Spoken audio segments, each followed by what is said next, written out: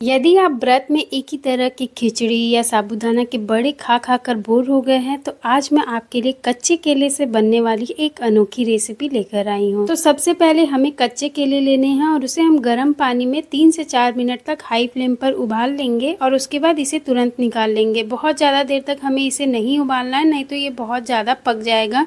इसे हमें 70 to 80% ही पकाना है और इसके बाद हम इसे गर्म पानी से निकाल कर ठंडा होने देंगे। फिर हम इसके छिलके हटा लेंगे। तो देखिए इसके छिलके कितने आसानी से निकल जा रहे हैं क्योंकि हमने इसे पहले उबाल लिया था, जिसकी वजह से ये सॉफ्ट हो गया है और बड़े ही आसानी से निकल जा रहा है। इसको निकालने में कोई दिक्कत नहीं आती है।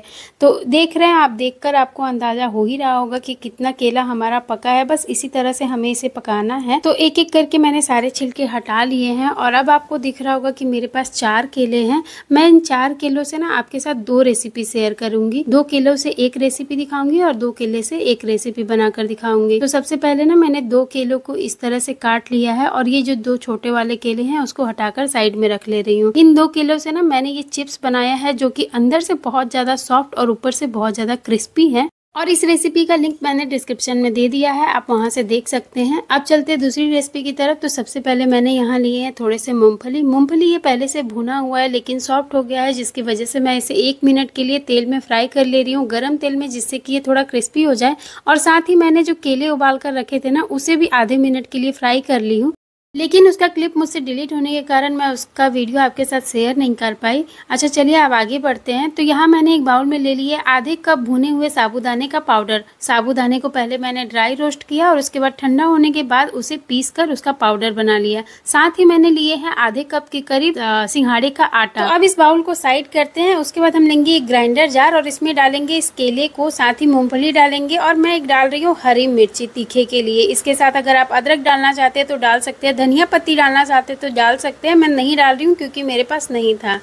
अब इसे हम ग्राइंड कर लेंगे और उसके बाद जो ये हमने आटे लिए थे ना, उस आटे में हमें इसे मिला देना है। और इसी के साथ आप इसमें कुछ और मिलाना चाहते हैं तो वो भी मिला सकते हैं। मेरे पास ये फ्रेश पुदीना था, मेरे घर का पुदीना है, घर पे पौधे लगाए हुए हैं उसके, तो तुरंत मैंने उससे तोड़ कर लाया था। देखकर ही आपको पता चल रहा होगा कितना हरा भरा ये पुदीना है। तो मैं इस रेसिपी को पुदीने की पत्ती के साथ बनाने वाली हूँ। अगर आप चाहते हैं तो धनिया पत्ती के साथ भी इसे बना सकते हैं, या फिर कुछ और भी आपको मसाले डालने हो या कुछ एक्स्ट्रा आप डालना चाहते हैं तो डाल सकते हैं, लेकिन मेरे पास पुदीना था तो मैं पुदीना डाल रही हूँ। इसका भी एक अलग फ्लेवर होता है, बहुत ज़्यादा टेस्टी लगता है। पुदीने का फ्लेवर तो मतलब क्या ही बताऊँ आपको, इस रेसिपी के साथ बहुत अच्छा लग रहा था। मुझे तो बहुत पसंद आया, पहली बार मैंने बनाया था, मुझे बहुत अच्छा लगा। तो इस पुदीने की सारी पत्ती को निकाल कर हमें इसे बारीक बारीक काट लेना है और जो इसका डंठल है ना, मोटा वाला हिस्सा, उसे हम फेंक देंगे। साथ ही मैंने इसमें डाला है आधा चम्मच के करीब जीरा और उसके बाद स्वाद के अनुसार व्रत वाला नमक। अब हमें इसमें थोड़ा थोड़ा पानी डालते हुए इसका एक सॉफ्ट सा डो बनाना है। मतलब कि आटा जैसा होता है ना, रोटी वाला आटा, उससे थोड़ा सॉफ्ट होना चाहिए, लेकिन हाँ इसमें बाइंडिंग होनी चाहिए और बिल्कुल ऐसा गीला मत कर दीजिएगा कि वो पानी की तरह बहने लग जाए।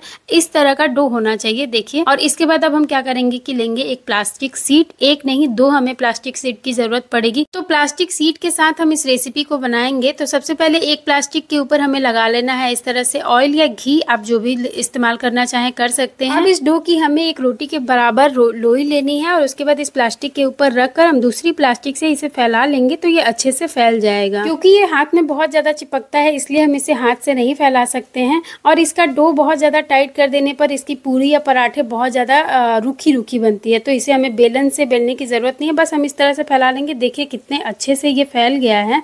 अब हम गरम तवे पर थोड़ा तेल लगाएंगे और उसके बाद इस तरह से दूसरी प्लास्टिक से अपनी हथेली पर इस पराठे को ले लेंगे और फिर इस तरह से इसे तवे पर डालकर उलट पलट कर हम इसे सेक लेंगे। अच्छा देखिए, मैंने इस पर ना दोनों साइड से अलट पलट कर घी लगा लिया है और इस पर गोल्डन ब्राउन स्पॉट्स आने तक इसे सेक लिया है।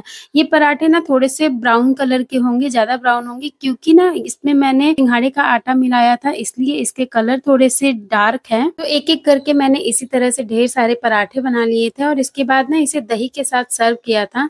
आप चाहे तो इसे व्रत में खाने वाली सब्जी के साथ भी इंजॉय कर सकते हैं या फिर हरी चटनी के साथ भी इसे खा सकते हैं। तो पराठे बनाने के बाद ना जो हमने डो बनाया था वो मेरे पास थोड़ा बहुत बच गया था, तो मैं सोची कि इससे पूरियाँ भी बनाकर आपको दिखा देती हूँ। पूरी भी इससे आसानी से बन जाते हैं, कोई दिक्कत नहीं आता है। बस जैसे हमने पराठे बनाए थे ना बिल्कुल उसी तरह से बनाना है। प्लास्टिक पर हम इसे पहले फैलाएँगे और उसके बाद अपने हाथ से इसमें इस तेल में हमें एकदम आराम से डाल देना है। और उसके बाद देखिए ये कितनी क्रिस्पी और टेस्टी पूरी बनकर तैयार हो गई है। तो अब अगर आपको मेरी ये व्रत वाली रेसिपी अच्छी लगी हो ना तो प्लीज़ वीडियो को लाइक कर दीजिएगा और चैनल को सब्सक्राइब करना बिल्कुल भी नहीं भूलिएगा।